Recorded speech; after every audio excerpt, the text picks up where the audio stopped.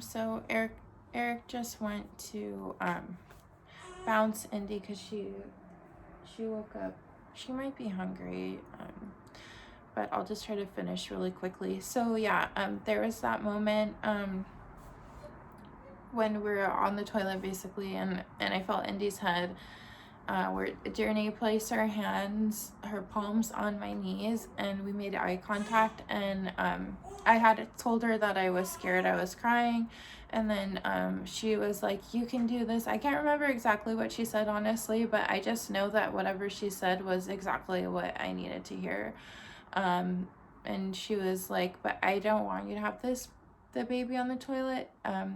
I want you to have more room than that. So we're going to make a mad dash over to the couch." And so we dashed over to our couch, and she got me on my back.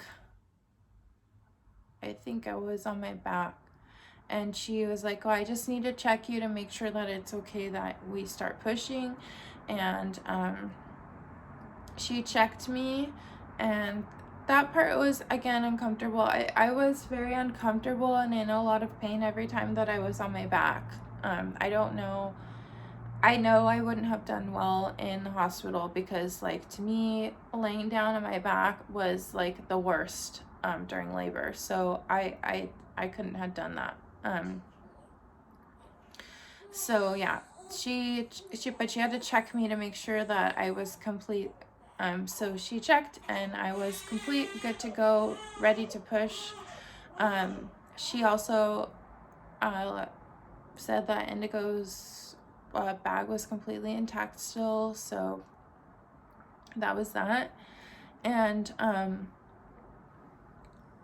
yeah, oh, and she had basically showed me how to push, because at that time I was completely exhausted, and she was like, "Okay, I'm gonna help you because you're exhausted, you're tired." So I don't know like what the technique is like for midwives, but she basically like had put pressure in the area where I needed to push, and she also instructed me that I push when I have a contraction, and I work with the energy that my body's already doing, because your body, basically you just have to give your body the green light. Like when you're pushing, your body will push for you basically, but you have to give it the green light, so you have to push too. So like the first time I started pushing, she was like, "I don't feel anything," and this is because I had read the hypnobirthing book, I had taken the hypnobirthing class, and what they say is like you're supposed to breathe the baby down, use your ujjayi breath. And like I also do yoga, so I'm like, okay, I got this, like ujjayi breath. So that's what I did like the first time, and she's like, "I don't feel anything." It wasn't enough. I don't know if other people have been successful in breathing the baby down. I assume that some people were because it's in the book and that's what they teach. But for me, like I had to actually push. And she told me like tuck your head down, and then like basically that's what I did. So, and pushing was a lot of energy. That to me was the hardest part. I wouldn't say that was the most, it wasn't as painful. It actually felt good to push, but I was so exhausted at the point, at that point. I didn't have anything left, and I was just praying at that point to God, which I think that's how we got such a beautiful experience and such a beautiful baby, I think, was from God.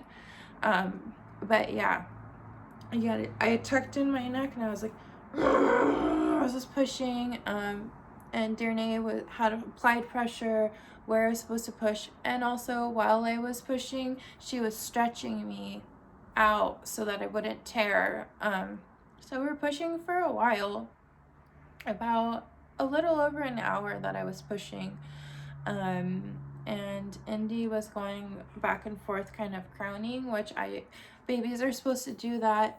They help kind of spread things out so that you don't tear.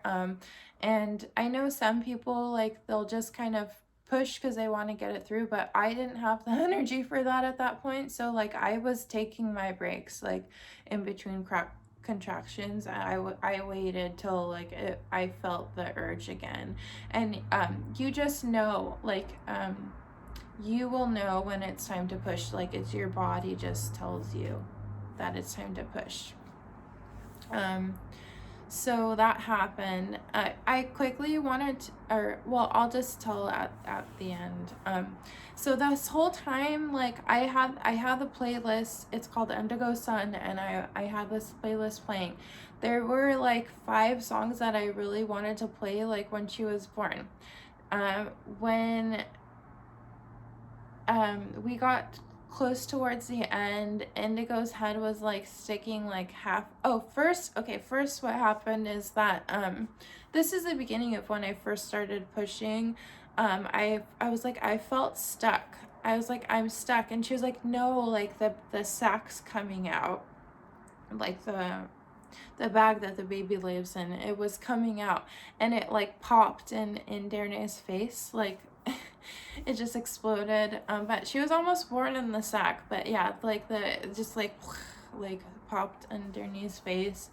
That's what happened first, and then it was just Indigo's head was there, crowning for a while. You could feel it, you could see her hair, and then it was like about halfway out, and I was getting so tired, and I kept apologizing, because I was like, I'm sorry, I'm trying, and like,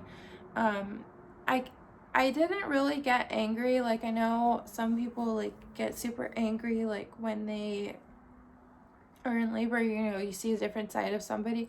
I didn't get angry. I did say fuck. I said fuck a few times. Because I said that when she started crowning, because they call it the Ring of Fire for a reason. That hurt. That hurt a lot. I'm not gonna pretend like I didn't feel pain. And the whole thing with hypnobirthing, and I'm sorry, like they say that you're not supposed to talk about pain.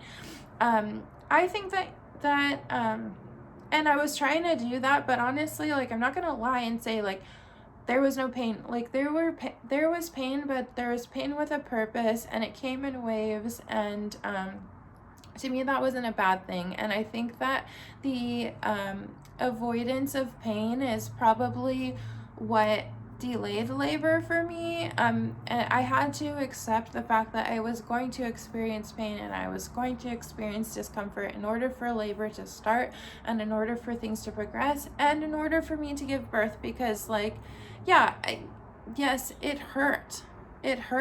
And yeah, the Ring of Fire, the crowning, when the baby actually comes out, it hurt. So like, yeah, that part, that's when I said fuck a few times. And but it was funny because every time I said it, I would apologize after. So I thought that was funny. Eric was holding my hands. He was like, so I am on the couch. I basically pushed on my back a few times, and then I asked if I could move positions because that just wasn't working for me. So basically, like, a good position for me was I was kneeling and I was leaning on the couch. Eric was on the other side of the couch holding my hands. And then Darynée was in the back, and then Meisha was kind of like being a cheerleader, and we did that for a while. And then I liked Darynée because she kept things real, because I was pushing for a while, and she like told me, she was like, okay, I need you to pull out your mama bear energy, and we need to get things going. So I need you to call in your energy, and really let's get this baby out.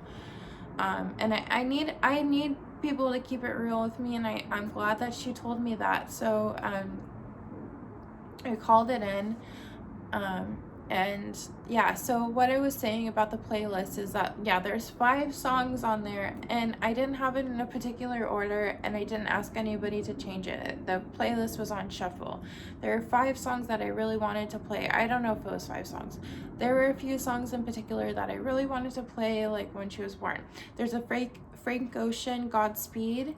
That came on right before, and then there was She Comes in Colors. I can't remember the name of the song. It's like a Led Zeppelin song. Or no, that's Rolling Stones. That song came on. Tangerine by Led Zeppelin. Those 3 songs I really wanted to play, and they did. But I think when she finally was born, Beast of Burden was playing by Rolling Stones. But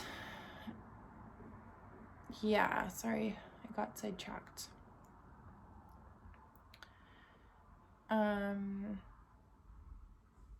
Yeah, but so like it was like I had been pushing for a while. I'm completely exhausted. Like, I've now come to terms with the fact that I'm actually going to give birth.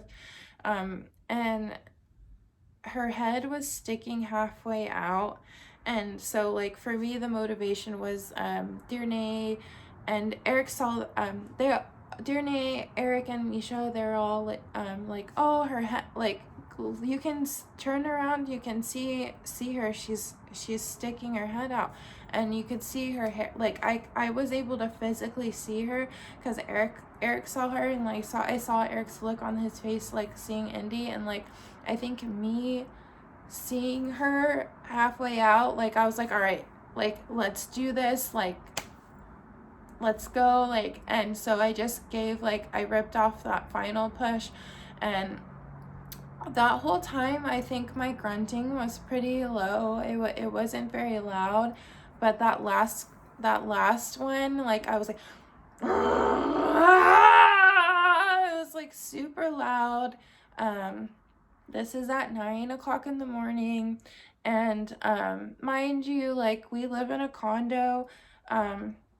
This is in our living room. We have like the screen door, or the glass door to our patio open, and right in front of our place is like a dog walk area, like grass area. So people people are always out there with their dogs. So like, I'm pretty sure at 9 o'clock in the morning, like, people were out there, and they probably heard that. I'm pretty sure they heard that scream. So like, this final push,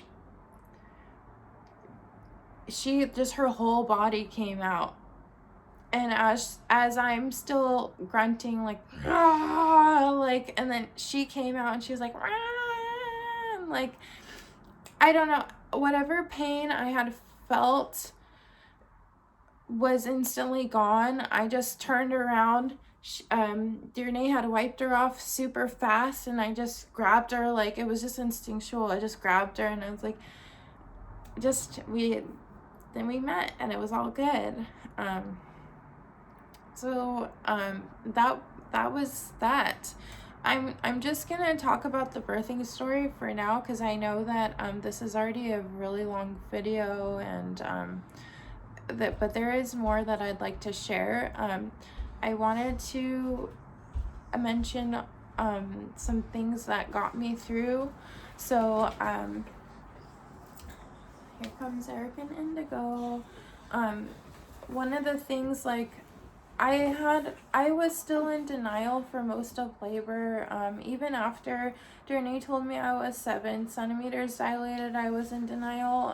This is into transition, like, and I got to a point where I was crying, and Darynée was like, well, you can give yourself some motivation.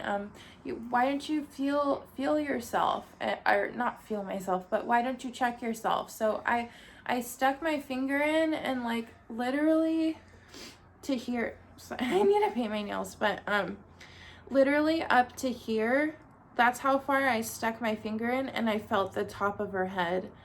So when I felt that, like, I started crying even more, but it was like happy cries, and I was like, oh my God, like, she's like really coming, like. And I think that really clicked it for me, like, okay, I'm having this baby, like, this is happening, like, soon, like, this is actually happening. Because before, I was worried that, like, I thought that labor was starting, but it was like a false alarm, and that, like, they were gonna leave, and I was gonna have to go through this again, or I was gonna have to for some reason go to the hospital. But when I felt her head coming, I was like, okay, this is happening, this is going down. Another thing that helped me a lot was Darynée and Meisha were constantly checking her heart rate throughout the entire, like the whole time that they were there. They were checking her heart rate and giving me reassurance that she was handling the contractions well. So I felt really safe knowing that she was okay. And also you can still feel the baby moving during labor. So I was feeling her move too. So I knew she was good. That kept me going. Another thing to note is at no point during the labor, despite any discomfort or pain that I felt, did I want to go to the hospital. And this is me knowing myself. I knew that I would not be comfortable having to walk down the stairs, get in the car, go outside. It's cold outside. I don't like being cold. I didn't want to have to drive. I didn't want to have to be around a bunch of people I didn't know. Like, to me, that sounded like torture. So I wanted to stay in our home where I was comfortable with people who I knew and felt comfortable with. Like, so for me, no matter how much pain I felt, I knew that it was going to pass. And I knew that I wouldn't feel more comfortable or have experienced less pain if I went to the hospital. That's my personal experience. Those are the things that got me through it. And like I said, like with the contractions, how I managed the contractions was that I told myself, it's just a minute. I kept telling myself, it's just a minute. And it was just a minute. And then I would have a break. And like when they're done, they're done. You have 2 to 3 minutes to do what you got to do. And another thing is that I ate throughout the entire labor. I was eating snacks and I ate good. It wasn't until like transition pushing period where I didn't want to eat, but they gave me spoonfuls of honey to give me some sort of energy boost. So I was constantly eating and drinking. I was well nourished, well hydrated. And another thing I wanted to note was that, so I didn't tear. That area is still intact. However, I did have a couple superficial scratches, which didn't require stitches. So I didn't need any stitches. What else? But for me, and why I'm still technically recovering. I'm not at my full strength. It's been like kind of a longer recovery than what I was expecting. For me, I lost a lot of blood. I ended up losing a lot of blood, and it was, I guess, because my uterus was exhausted because I had a very long labor. I guess it could have been longer, but it was probably like, so at least like, which I think early labor had started sooner than this, but when I was able to identify it, it was at least from Saturday, January 9th at around 3 a.m. up until the time that she was born, Sunday, January 10th at 9:19 a.m. So it was about 30 hours. We were saying 27, but now that I'm thinking about it, it was a 30-hour labor. So yeah, I guess my uterus was really tired. So I did lose a lot of blood. I didn't really realize it because like at that point, like I had Indigo and she was laying on me and I was just like, oh my God, like she's here. But Darynée was concerned about the amount of blood that I was losing, and I do remember feeling a lot of blood coming out. And then I asked her, like, is this like serious? And she's like, yeah, I take this really seriously. And they ended up having to give me a shot because I was losing so much blood. And I am still very anemic, but I've been getting better. I've been on a iron regimen. I know I'm getting better. I look a lot healthier, I think, and I'm starting to feel stronger. I'm still definitely weak, but I'm a lot better. And I think I had a crew that was able to handle it, and so that it wasn't an emergency situation. With that being said, I had a great experience with the birth. Oh, I wanted to also mention, I just kept asking after, like, Darynée, like, I was like, this is real, right? Like, this isn't a dream, because that's how it felt. Like, I couldn't believe, first of all, I couldn't believe that I did what I wanted so badly. Like, I wanted this so bad. Like, I had prepared so much for it, which I can make another video on everything that I had done to prepare for it. And I had prayed, and I had manifested, and I visualized, and it was exactly what I wanted. It was exactly what I wanted. I wanted to experience it. I wanted the full experience. I was curious. I was so curious about it. It was everything. Everything that I wanted. And I can go more into like the spiritual side. It's just, this video is pretty long. But yeah, so like afterwards, I felt like I was like in heaven or something. Like the energetic shift that occurred, like,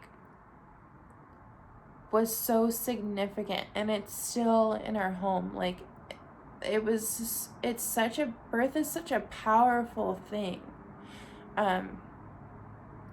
It's so powerful. But yeah, so afterwards, it was like I went through like a portal or something. I kept asking Darynée, like, is this real life? Like, this really happened? And she's like, yeah, this is real. And I still, like, when I wake up in the morning, I'm like, this really happened. Indigo's real. Like, she's here. Like, it's still not registering for me. With that being said, I wanted to mention a few things. So first of all, we did take hypnobirthing classes. I did read the hypnobirthing book, and listen to hypnobirthing meditations. I will say this. I will say that it is a helpful tool. I'm not going to say that hypnobirthing is the reason why I was able to have my baby at home, or that I was able to do it naturally. It was a tool, and I did use it.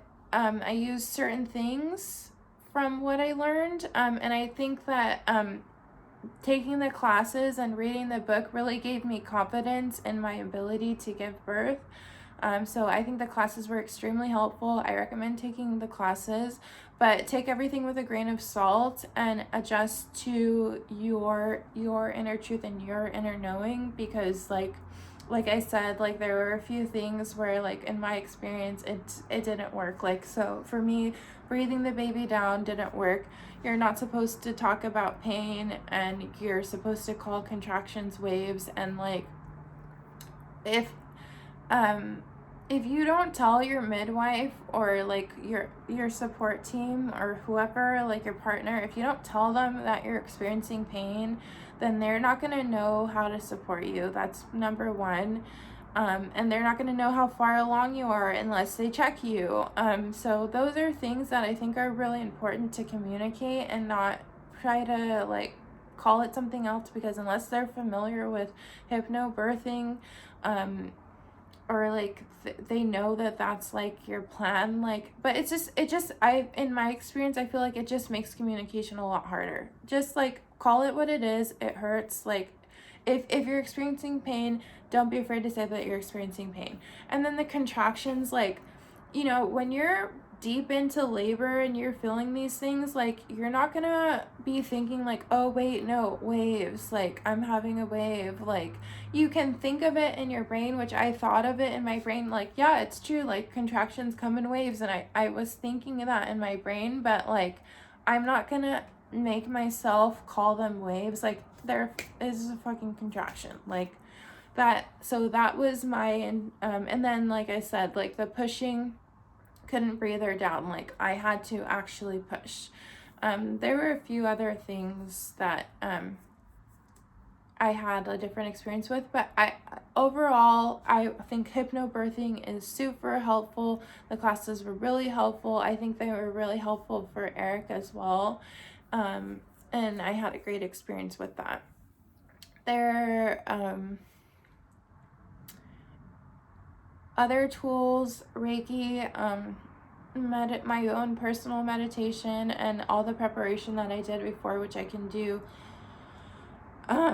a separate video on. That was helpful. It was helpful to have a supportive partner, and having boundaries with family members, and just basically like being able to say no, and like just being very like taking my power back, and as far as like what I wanted for our team, and clearly communicating that like far in advance so that people were prepared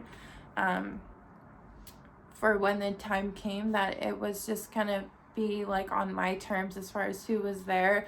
And I think it helps me to just be able to just do my own thing. And then I want Eric to share whatever he wanted to share. Is there anything you wanted to share? Just that the whole experience wasn't traumatic, like sometimes you're led to believe, like, oh, it has to be done in a hospital, or when the water breaks, it's this huge rush to get to the hospital, or this huge rush to give birth. But you know, it was a long process for Cassandra, and it was nice to have it in our home because, you know, we were comfortable. We were around all of our stuff. We were able to get things that we needed. She was able to feel comfortable and have things that were familiar around for her. So I feel like the whole experience wasn't traumatic. And then the moment we became parents, we were in our own homes, so there wasn't the transition from the stress of going from the hospital back home or staying in the hospital. So it was a positive experience to do it at home, and it was an amazing experience because after, you know, over a day of not sleeping and going through all that, you know, the physicality of giving birth, or the contractions, that she was able to do it with whatever energy she still had, and push out Indigo, and then still be awake to enjoy the moments afterwards. It was pretty incredible, and you know, it was a positive experience. It was much different than I had thought it could have been, or, you know, from watching TV or hearing stories or seeing movies about how birth is portrayed, if this very medical and sterile thing. It was very natural, spiritual, organic to do it in our home, and yeah, I don't think I would have done it any other way. You know, in the future, I would say you know, home birth was good for us, and it worked for us. But it was a good experience. Yeah. Can you do the impersonation of my final push? I mean, it was just like what sound I made? It just sounded like she was getting murdered. So do it. I don't know. It just sounded like she was getting murdered. So I wonder what the neighbors were thinking. Like, oh, what are they doing in there? Is he murdering her? Yeah. So like, a home birth worked for us in our experience. With that being said, like, there was 10 months of preparation for it, and I would say like I'm a pretty healthy person. And also, like, our midwife was awesome. But like I said, I did lose a lot of blood. So I think that's called, did I hemorrhage or whatever? I just think you lost blood. I lost a significant amount of blood. So, which it could have been an emergency situation to have to go to the hospital, but they had the shot and everything there, and they knew what they were doing. I don't think home birth is for everyone. After experiencing it, at first I thought, like, you know, like, hospital births are bad, all these things, but like after experiencing a home birth, even though I did have I personally had a really great experience, I can see how that wouldn't work for some people, and how it could potentially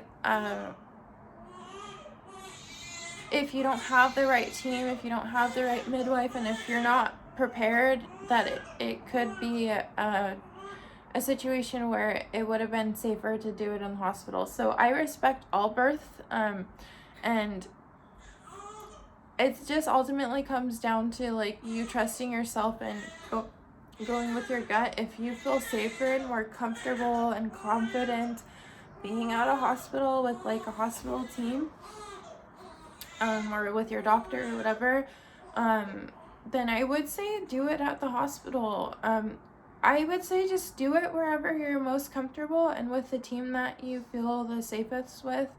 I didn't feel safe doing it at the hospital for a lot of reasons. Number one, COVID. Well, that's not number one. Number one is the fact that like I didn't really have an OB. The OB that I was assigned to, I hadn't seen her after like 34 weeks or something, or like 32 weeks. So I hadn't seen her since I was 8 months pregnant. And then like I got a call the week that I was due letting me know that she was going on maternity leave, which I didn't even know that she was pregnant, and that was not communicated with me. So like the OB that I was assigned to at Sharp wasn't even going to be there on my due date, which was not communicated to me. So I was going to be seeing somebody random, number one. Number two, like, I was let know, I asked, like, would you be delivering me? And she was like, I don't know, it just depends. Like, so basically just showing me that, like, no, I'm not going to be delivering you. So I knew that if I went to Mary Birch to give birth, that I would have somebody random delivering Indigo, and then the whole crew, like the nurses, a bunch of people who I don't know. And for me, that didn't sound good. So that was a big reason why I didn't want to go to the hospital, amongst a lot of other reasons, which if you are curious about that, you can reach out to me. I'm not against hospital births though, especially after experiencing this. I think that there are some cases where you do need to go to the hospital. I'm not against getting induced. I personally just didn't want to, and that personally scared me. And I don't think that any birthing is better than the other. I'm just sharing my experience because it was positive, and it was exactly what I wanted, and it worked out, and I am proud of myself. And I want to give encouragement and confidence to anyone who does want to try a home birth, just because I didn't really know anyone I knew one person, well, I'm going to say two people. Two people who one basically had a home birth, and the other one did successfully have a home birth. But other than that, I really didn't know, and so I just want to be a resource for anyone who is curious about it. But if you want to do it in a hospital, do it. And nothing against taking medication or nothing against anything. Just for me, I didn't want to have a medicated birth. I really was just curious, and I wanted to have the full experience, and I really wanted to do it at home because I like being at home, and I like the aesthetics of things, and I like to, I wanted to be free to do my own thing, and I knew in my home I can do that. So that was a big thing.